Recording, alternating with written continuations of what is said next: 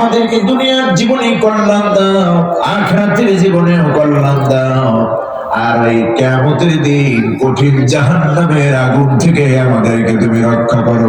আমিন। নবীজি দোয়া করলেন, এইটা আমরা করি।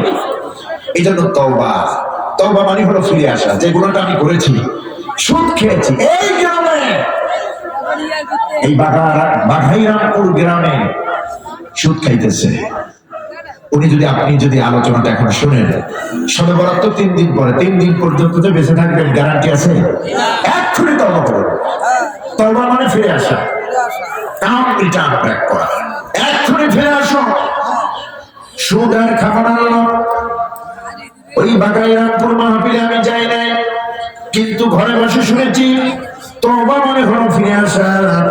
আল্লাহ তাআলা সুদকে তুমি হারাম করে দিয়েছো। আজীবন আমি সুদ খেয়েছি, সংসার চালাইছি, ছেলে মেয়ের লালন পালন করতেছি, ভরণ পোষণ দিতেছি সুদের টাকা দিয়ে। সুদের সর্বনিম্ন গুনাহ হলো নিজের মাকে নিকাহ করা। নাউযুবিল্লাহি মিন যালিক। এত বড় জঘন্য গুনাহ আমি করেছি, এই মুহূর্তে তওবা করলাম, আমি আর এই সুদের লেনদেন করব না। এই যে তওবাটা করলেন এক্ষুনি, এই মুহূর্তে সাডেনলি এক্ষুনি যে তওবা করলেন, এটার নাম তওবা, ফিরে আসা। আল্লাহ পাক বলছেন যত গুনাহ